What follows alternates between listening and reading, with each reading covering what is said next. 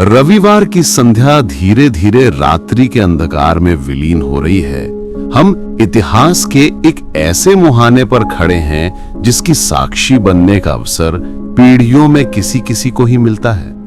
आज हम उस महासूर्य ग्रहण से केवल कुछ ही घंटे दूर हैं, जो न केवल साल 2025 का सबसे लंबा और अंतिम सूर्य ग्रहण है, बल्कि ये एक ऐसे दुर्लभ ब्रह्मांडीय संयोग के बीच घटित हो रहा है जो पूरे 152 वर्षों के बाद बना है। कल्पना कीजिए, ठीक 15 दिन पहले 7 सितंबर को पितृपक्ष के आरंभ यानी भाद्रपद पूर्णिमा पर हमने महाचंद्र ग्रहण का अनुभव किया, और आज 21 सितंबर सर्व पितृ अमावस्या के इस परम दिवस पर जब हम अपने पितरों को श्रद्धापूर्वक विदा कर रहे हैं, आकाश में ये महासूर्य ग्रहण आकार लेने जा रहा है। ये केवल एक खगोलीय घटना नहीं है, ये पितृलोक और देवलोक के बीच का एक ऊर्जावान सेतु है।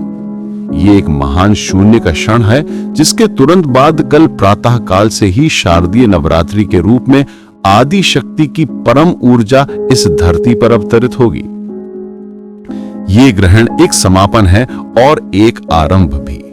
ये हमारे कर्मों के लेखे जोखे का दिन है और नई नियति लिखने का अवसर भी।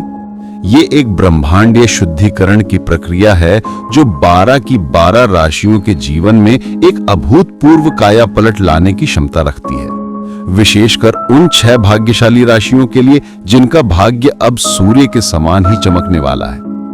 अतः मैं आपसे पुनः हाथ जोड़कर निवेदन करती हूं, इस क्षण की गंभीरता को समझें। ये जानकारी आपके भविष्य की दिशा तय कर सकती है। अपने सभी कार्यों को विराम दें और अगले कुछ मिनटों के लिए अपनी पूरी चेतना को इस दिव्य ज्ञान पर केंद्रित करें, क्योंकि हम उस रात्रि में प्रवेश कर रहे हैं जो इतिहास लिखने वाली है। महाग्रहण का वैज्ञानिक और आध्यात्मिक रहस्य।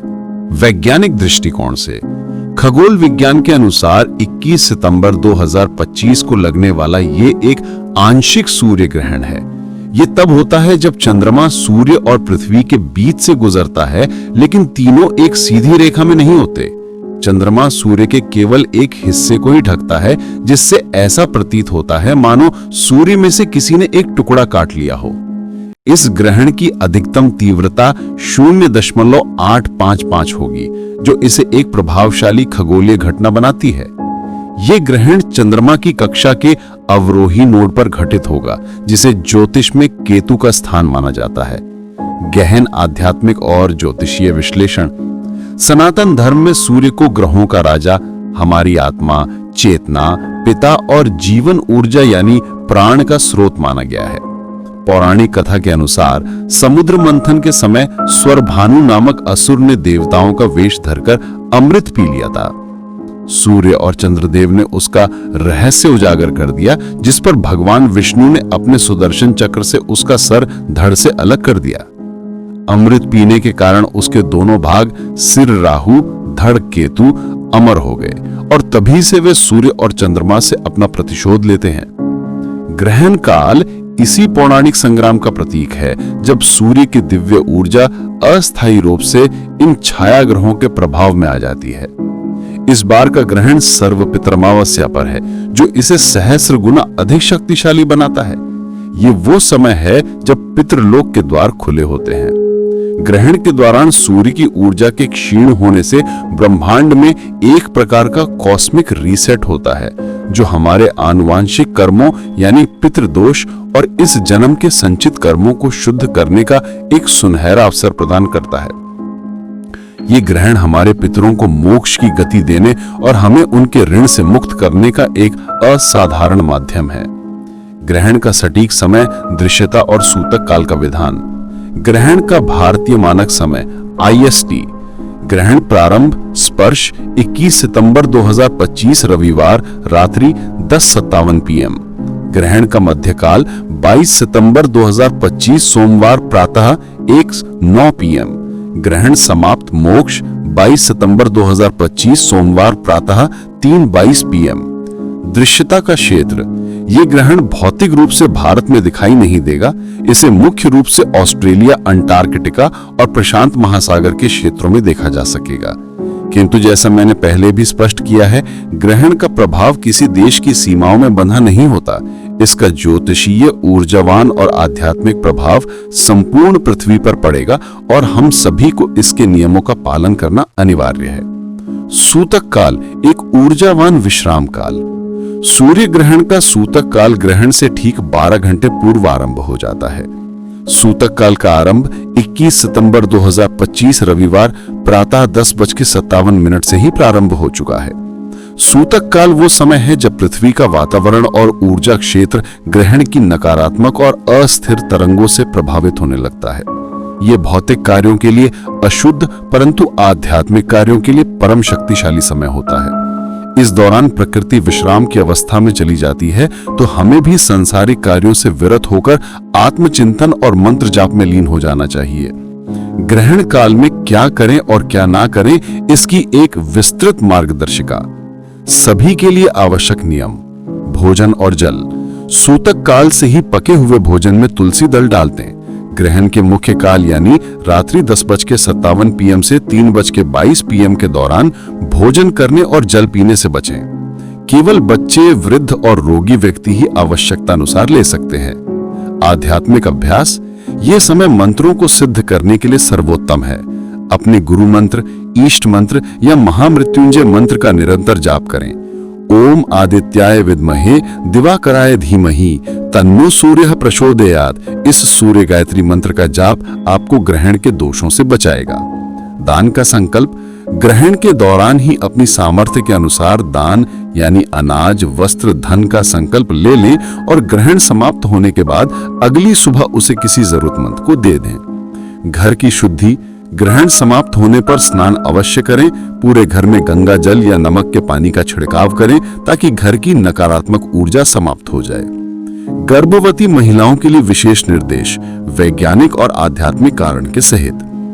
ग्रहण के दौरान ब्रह्मांडीय विकिरण यानी कॉस्मिक रेडिएशंस का स्तर बढ़ जाता है और ऊर्जा का प्रवाह अस्थिर होता है, जो गर्भ में पल रहे कोमल शिशु पर प्रतिकूल प्रभाव डाल सकता है।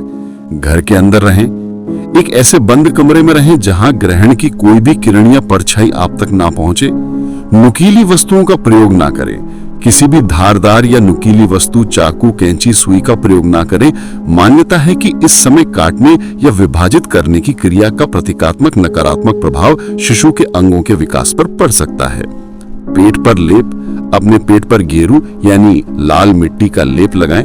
गेरू में पृथ्वी तत्व की प्रधानता होती है और ये एक प्राकृतिक कवच की तरह कार्य करता है, जो गर्भस्थ शिशु को हानिकारक ऊर्जावान तरंगों से बचाता है। अपनी लंबाई का धागा। अपनी लंबाई के बराबर एक कलावा या सूती धागा नापकर उसे कमरे में किसी कील पर लटका दें। ग्रहण समाप्त होने के बाद इस धागे को बहते जल में प्रवाहित कर दें। ये एक पारंपरिक टोटका है जो शिशु के शारीरिक विकास में आने वाली बाधाओं को दूर करता है। गोद में नारियल रखें। अपनी गोद में एक जटा वाला नारियल रखें। नारियल को शुभता और जीवंतता का प्रतीक माना जाता है। ये आपके आसपास एक सकारात्मक ऊर्जा क्षेत्र बनाए रखेगा। महाकाया पलट। 12 राशियों पर ग्रहण का विस्तृत प्रभाव। 6 भाग्यशाली राशियां जिनका होगा भाग्योदय। मेष राशि, एरीज। मेष राशि के जातकों, आपके जीवन का वेटिंग पीरियड अब समाप्त हो चुका है। यह ग्रहण आपके कर्म भावों पर प्रभाव डालकर आपके व्यापार और करियर को नई ऊंचाइयों पर ले जाएगा। भगवान भोलेनाथ की कृपा से आपके निर्णय लेने की क्षमता अद्भुत हो जाएगी। करियर और धन। रुका हुआ व्यापार अब गति पकड़ेगा। नए अनुबंध और साझेदारियां लाभप्रद सिद्ध होंगी। धन के आगमन के वे स्रोत भी खुलेंगे जिसके बारे में आपने सोचा नहीं था। आध्यात्मिक संदेश। अपने आक्रामक ऊर्जा को रचनात्मक नेतृत्व में बदलें। ये अधिकार जताने का नहीं बल्कि जिम्मेदारी निभाने का समय है। महा उपाय। ग्रहण के बाद प्रत्येक सोमवार को शिवलिंग पर गन्ने के रस से अभिषेक करें। यह आपके मंगल को शांत करेगा और शिव कृपा दिलाएगा। मिथुन राशि, जेमिनाई। आपके लिए ये ग्रहण दुर्भाग्य नाशक बनकर आया है। संचार के स्वामी बुध की राशि होने के कारण आपकी वाणी में एक अद्भुत सम्मोहन शक्ति आएगी, जिससे आपके अटके हुए कार्य चुटकियों में बनेंगे। नौकरी और संबंध। नई नौकरी का प्रस्ताव मिलेगा जो आपके जीवन को बदल देगा। पदोन्नति निश्चित है। पारिवारिक और सामाजिक संबंध मधुर होंगे। आध्यात्मिक संदेश। अपनी वाणी का प्रयोग सत्य और लोक कल्याण के लिए करें। आपकी एक सलाह किसी का जीवन बदल सकती है। महा उपाय, ग्रहण के बाद बुधवार के दिन गाय को हरा चारा खिलाएं और किन्नर समाज को कुछ धन या वस्त्र दान कर उनका आशीर्वाद लें।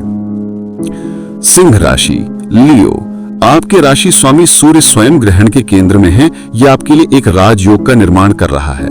आपका तेज, आत्मविश्वास और प्रभाव चरम पर होगा। पद और प्रतिष्ठा, आपको कार्य क्षेत्र में नेतृत्व का अवसर मिलेगा। राजनीति और सरकारी क्षेत्र के लोगों के लिए यह समय स्वर्णकाल है। समाज में आपका नाम एक ब्रांड की तरह स्थापित होगा। आध्यात्मिक संदेश, एक सच्चे राजा की तरह अपने अधिकार के साथ विनम्रता और उदारता को भी अपनाएं। आपका तेज दूसरों को जलाने के लिए नहीं बल्कि राह दिखाने के लिए है।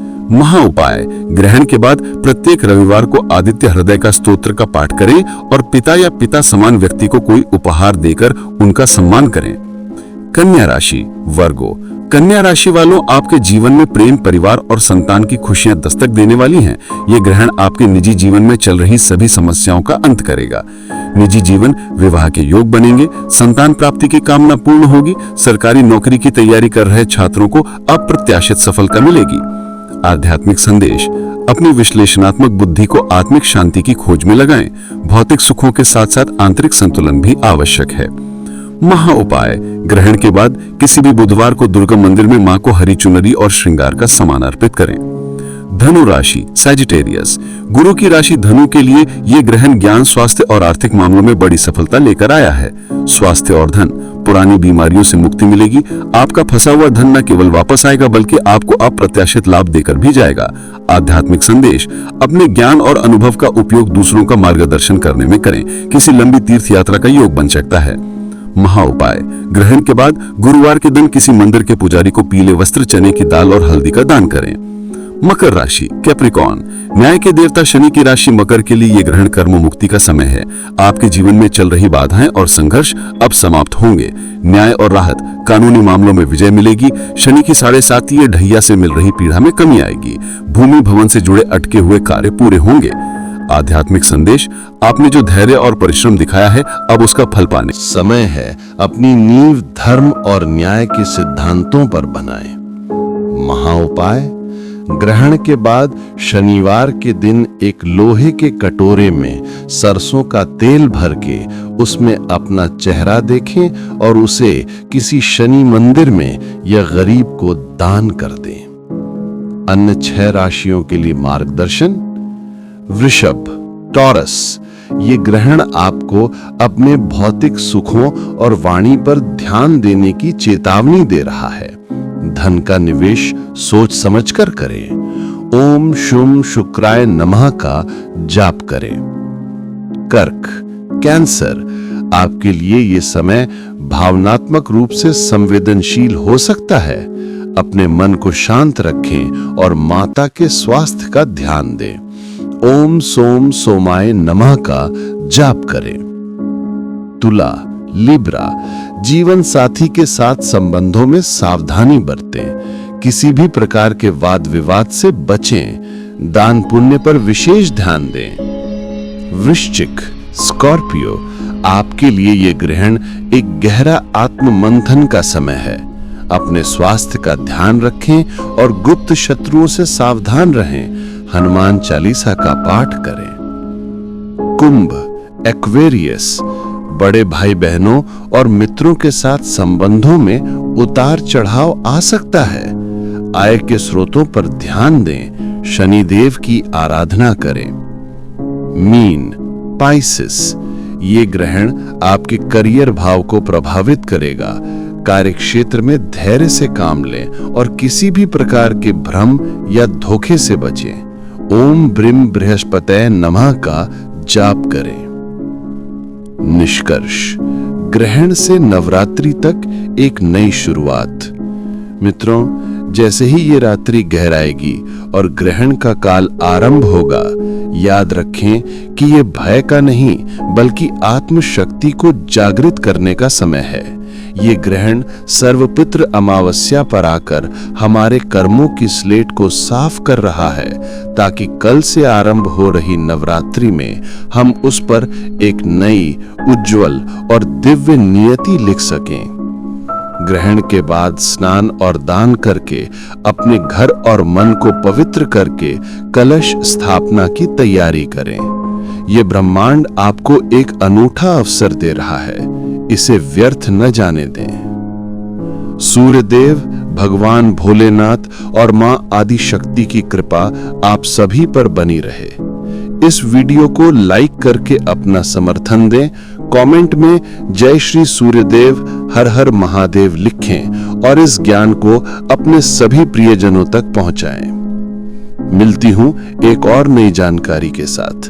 तब तक के लिए आज्ञा दीजिए। जय श्री राम।